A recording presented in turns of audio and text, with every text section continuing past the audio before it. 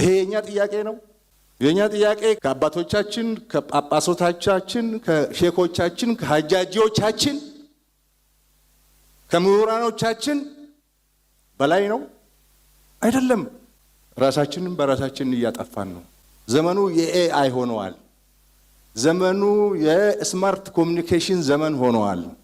ሳይንስን፣ ጥበብን፣ ውጊያን ከዘመኑ ጋር ካልቀየርከው አንድ ሰርተ ቁጭ ካደረክ ትበላለህ።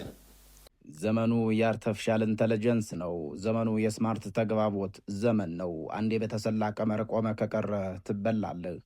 ይህን ያሉት የጦር ኃይሎች ጠቅላይ አዛዥ ፊልድ ማርሻል ብርሃኑ ጁላ ገለልቻ ናቸው።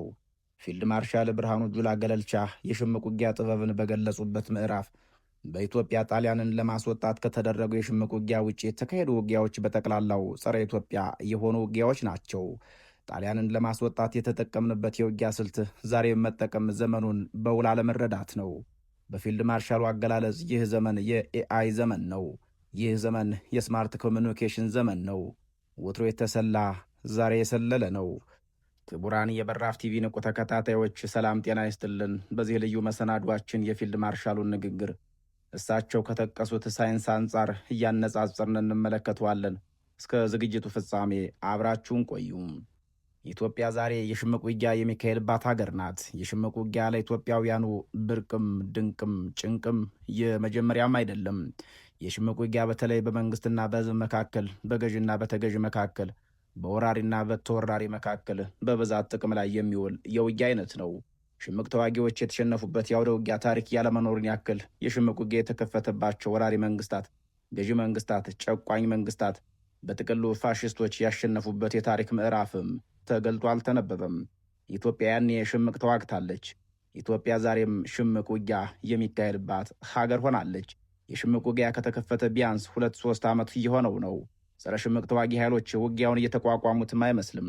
ሽምቅ ውጊያን ለመቋቋም ተዋጊዎችን ከህዝባቸው መለየት የሚለው ስልት ቀዳሚው ቢሆንም ተዋጊው ራሱ ህዝቡ ነውና ለጸረ ሽምቅ ተዋጊያን ያን ማድረግ ቀላል አልሆነላቸውም።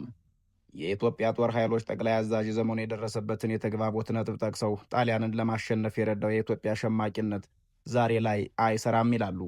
ለጣሊያን የሰራው የሽምቅ ውጊያ ስልት ዛሬ ላይ ያስበላል ሲሉም ይደመጣሉ።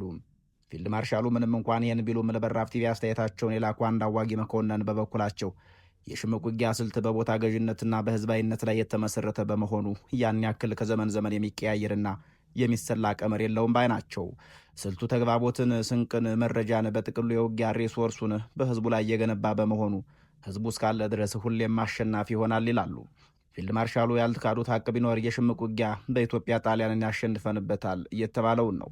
እሳቸው ያሸንፈንበታል ያሉት የአርበኞች እንቅስቃሴ የተጀመረበት አካባቢ ዛሬም በዚያው የውጊያ ስልት ከእሳቸው ወታደሮች ጋር እየተዋደቀ ነው። በታሪክ አዲስ አበባ በጣሊያን ስር በወደቀችበት በዛ ወቅት የመጀመሪያው ጸረ ጣሊያን እንቅስቃሴ የተጀመረው ቡሬ ሲሆን ትግሉን በይፋ የጀመሩት ደጃዝማች በቀለ ካሳ ወይም አባ ቆራጥ ናቸው ተብሎ ተጽፏል። የደጃዝማች በቀለ ካሳንና የመንደራቸውን ወጣቶች ጀግንነት በራፍ ቲቪ ሳይሆን አልበርቶ ሰባቺ ያሉት የጣሊያን ታሪክ አዋቂ ከትበው ታድረዋል።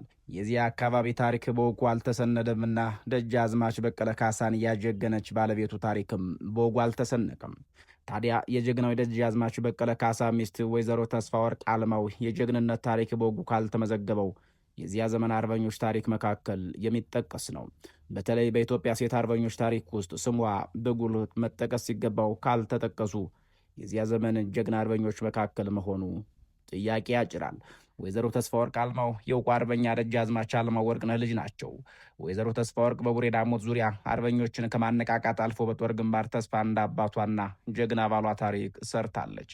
ቡሬ ዮሐንስ ዙሪያ በነበረው ውጊያ ደጃዝማች በቀለ ካሳ፣ ቀኛዝማች የኋላው እንግዳና ሌሎች 23 አርበኞች በጠላት ከበባ ውስጥ ይገቡና በጠላት እጅ በወደቁ ጊዜ ወይዘሮ ተስፋ ወርቅ የጀግና ባለቤቷ በጠላት ስር መውደቅ ሳያስደነግጣት ከሌሎች አርበኞች ጋር በመሆን ውጊያውን አቀጣጥላ ባለቤቷንና ሌሎች ጓዶቹን ከጠላት መንጋጋ ያወጣች እንቁ አርበኛ ነበረች።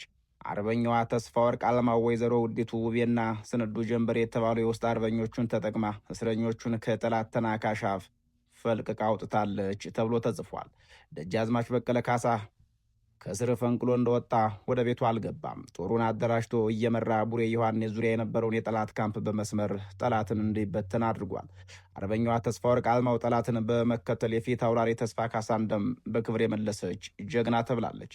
ፊት አውራሪ ተሰማ ካሳ ማነው የተባለ እንደሆነ ጣሊያን ቡሬ ዘልቆ የጣሊያንን ሕጋዊ መንግስት ይሰብክለት ዘንድ ፊት አውራሪ ተሰማ ካሳን ያግባባውና ያልተግባባለት ጀግና ነው። ጣሊያን ፊት አውራሪ ተሰማን የማን ልጅ እንደሆነ አላወቀ ነበር እንጂ የአርበኛ ልጅ ሆኖ ኖሮ የፊት አውራሪ ተሰማ አባት ወይም ካሳ ምንተሱነት በአፄ ዮሐንስ ዘመን በነበረው የደርቡሾች ወረራ ወቅት ከቡሬ ተሻግሮ ሳር ውሃ ጠላትን በልበ ሙሉነት ተፋልሞ አንድያ ነፍሱን ለሀገር ነጻነት የሰጠ የዛ ዘመን ጀግና ነው። ፊት አውራሪ ተሰማ ካሳ የጣሊያን ማባቢያና ድርጎ ሳያጓጓው ክላለኝ ብሎ መሳሪያ ነሳ። ግጥሚያውን በረታና ፊት አውራሪ ተሰማ ካሳ ተገደሉ። ጣሊያን የፊት አውራሪ ተሰማ ካሳን አስክሬን ገበያው ላይ አሰጠው።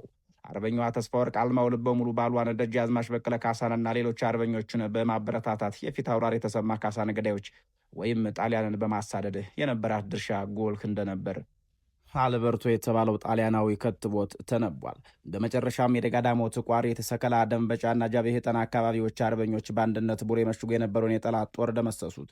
አገር ነጻች። እንዲህ ያለ የወንድ አይደለም የሴት ሽምቅ ተዋጊ አርበኞች በወጡበት አካባቢ ዛሬም የሽምቅ ውጊያ እየተካሄደ ነው። ያንዴም የሽምቅ ተዋጊዎች ህዝባዊ መሰረት ነበራቸው። ዛሬም የፋኖ ኃይሎች ህዝባዊ መሰረት እንዳላቸው ይናገራሉ።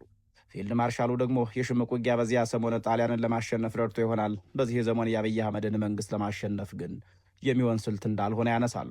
ጣሊያንን በ5 ዓመቱ የአርበኝነት ትግል ከአገራችን ካባረርነው ውጊያ ውጪ ሁሉም ውጊያ ጸረ ኢትዮጵያ ነው። ባለቤቱ ደግሞ ታሪካዊ ጠላት ነው። ታሪካዊ ጠላት ከጀርባችን ሊወርድ በፍጹም አልቻለም። ይሄን እኛንን የምንፈጥረው? ይሄ የኛ ጥያቄ ነው። የኛ ጥያቄ ከአባቶቻችን፣ ከጳጳሶቻችን፣ ከሼኮቻችን፣ ከሀጃጂዎቻችን፣ ከምሁራኖቻችን በላይ ነው አይደለም። ራሳችንን በራሳችን እያጠፋን ነው። ዘመኑ የኤአይ ሆነዋል። ዘመኑ የስማርት ኮሚኒኬሽን ዘመን ሆነዋል። ሳይንስን፣ ጥበብን፣ ውጊያን ከዘመኑ ጋር ካልቀየርከው አንድ ሰርተ ቁጭ ካደረግ ትበላለህ። ለመሆኑስ የሽምቅ ውጊያ ዘመን የሚገድለው ዘመን የሚያነሳው ስልት ነው እንዴ? አዋጊ መኮንኑን ያነሳንላቸው ጥያቄ ነበር። አዋጊ መኮንኑም ይመልሳሉ። የሽምቅ ውጊያ ማህበረሰብ እሴት ነው። ማህበረሰብ በዘመን መነጽር ውስጥ ከሰለጠነም አብሮ የሚሰለጥን አንድ እሴቱ ነው። የሰለጠነ ማህበረሰብ የሰለጠነ ስርዓትና ስልጡን አገር ይኖረዋል። ፖለቲካዊ ጥያቄዎቹንም ከብረት መለስ የማስመለስ ባህል ይኖረዋል። ፖለቲካዊ ጥያቄዎቹ ከተመለሱለት ብረት የሚያነሳበት ጦጣ ይመስል ገደል ለገደል የሚዛለልበት ሽምቅ ተዋጊ የሚሆንበት ምክንያት አይኖረውም ይላሉ። የሽምቅ ውጊያ በዚህ መልኩ ከህዝቡ ስነ ልቦና ካልወጣ ዘመን የለወጠው፣ ዘመን የለጠጠው፣ ዘመን የመለጠው አይሆንም በሚል ይገልጹታል። እንደ ፊልድ ማርሻል ወታደራዊ ትንታኔ ከሆነ ደግሞ የሽምቅ ውጊያን ዛሬ ላይ ማድረግ ያስብላል።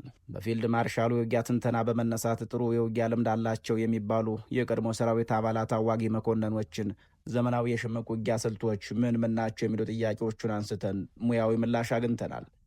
ፖስት ሞደርኒዝም ማዕከል የሚያደርገው ተግባቦትን ነው። ተግባቦት ወይም ኮሚኒኬሽን የዚህ ዘመን የውጊያ ድል አንዱ አካል ነው። ያለ ተግባቦት የሚገኝ ወታደራዊ ድል ዓለም አቀፍ ተቀባይነቱ ያን ያክል ነው ይላሉ። የዚህ ዘመን ሽምቅ ተዋጊዎች ከውጊያቸው እኩል የዲፕሎማሲ ስራ መስራት ይኖርባቸዋል። ዘመነኛው የሽምቅ ውጊያ አካቷል ለሚለው ጥያቄ ምላሹ ዲፕሎማሲ ነው ይላሉ። ሌላኛው ዘመነኛ የሽምቅ ውጊያ ፕሮፓጋንዳና የመረጃ ውጊያን አካቷል ይላሉ። ፊልድ ማርሻሉ ከዚህ በመነሳት ይመስላል ጊዜው የስማርት ተግባቦት ወይም የስማርት ኮሚኒኬሽን ጊዜ ነው ማለታቸው። ፊልድ ማርሻል ብርሃኑ ጁላ ዛሬ በኢትዮጵያ የሚካሄዱ የሽምቅ ውጊያዎችን የተልእኮ ናቸው፣ የኢትዮጵያ ታሪካዊ ጠላቶች የሚያሳልጧቸው ናቸው ይላሉ። ዘመነኛ የሚባለው የሽምቅ ውጊያ ስልት ከሚጠይቃቸው ነጥቦች መካከል ደግሞ የውጭ ድጋፍ ቀዳሚው ነው። አዋጊ መኮንኑ ዓለም አቀፍ ግንኙነትና ዲፕሎማሲ አስፈላጊ ነጥብ ናቸው ይላሉ። ዘመናዊው የሽምቅ ውጊያ ከሀገር ውስጥ ድንበር አልፏል ባይ ናቸው። ዘመናዊ የሽምቅ ውጊያ ቀጥተኛ የሆነ የውጭ ድጋፍ ያስፈልገዋል። ከሌሎች ሀገሮች ዓለም አቀፍ ድርጅቶች ወይም ዲያስፖራዎች የገንዘብ፣ የጦር መሳሪያና የፖለቲካ ድጋፍ ማግኘት ይኖርበታል ይላሉ። ዘመነኛው ሽምቅ ውጊያ ዓለም አቀፍ ሕግና ስነ ምግባር ያስፈልገዋል። በዓለም አቀፍ ደረጃ እውቅና ለማግኘት የጦርነት ሕጎችን ማክበር ወይም የሰብአዊ መብት ጥሰቶችን በመጥቀስ ጠላትን ወይም መንግስትን ዓለም አቀፍ ድጋፍ ማሳጣት ያስፈልጋል ባይ ናቸው። የቴክኖሎጂና የመገናኛ ዘዴዎች ማለትም ኢንተርኔት፣ ማህበራዊ ሚዲያና የተመሰጠሩ ግንኙነቶችን በመጠቀም መረጃን ለማስተላለፍና የዓለምን ትኩረት ለመሳብ ጥረት ማድረግም የዘመናዊ ሽምቅ ውጊያ አካሎች ሆነዋል ይላሉ። የሽምቅ ውጊያ ብዙ ጊዜ በህዝብና በመንግስት መካከል የሚካሄድ በመሆኑ ሸማቂዎች የመሸነፋቸው ነገር ደካማ ነው የሚሉት መኮንኑ ታሪክም የሚናገረው እያነኑ ነው ይላሉ። ኢትዮጵያ ውስጥ እየተካሄደ ያለው ሽምቅ ውጊያ ልምዱ ባላቸው ህዝቦች የሚካሄድ ነው የሚሉት እኒሁ ምንጭ የፋኖ ተዋጊዎችና ህዝቡን መነጣጠል ቀላል አይሆንም ይላሉ። የፋኖ ተዋጊዎችና ህዝቡን መነጣጠል ቢቻል እንኳን የፋኖ ኃይሎች ራሳቸውን ወደ መደበኛ ጦር እያሳደጉ በመሆናቸው ህዝባቸውን የመጠርነፍ አቅም ፈጥረዋል ሲሉ ያክላሉ። ከሰሞኑ የእንግሊዝ መንግስት ለፋኖ ኃይሎች የላከውን ደብዳቤ እንደማሳያ የሚያሳዩ ታዋጊ መኮንኑ ዓለም አቀፉ ማህበረሰብ ፋኖን በቀጠናው እንደ አንድ ባለድርሻ መቁጠር ጀምሯል ባይ ናቸው። በእርግጥ እንግሊዝ ከሰሞኑ ለፋኖ ኃይሎች ስማቸውን ጠቅሳ በጻፈችው ደብዳቤ የፋኖ ኃይሎች ሁሉን አይነት ድጋፍ እንዲያደርጉ መጠየቋ የሚታወስ ነው። እንደ ፊልድ ማርሻል ብርሃኑ ጁላ ገለጻ ደግሞ በዚህ ዘመን የሽምቅ ውጊያ ማድረግ ያስበላል። ለአሁን በዚህ እናበቃለን። ቸር ያገናኘን።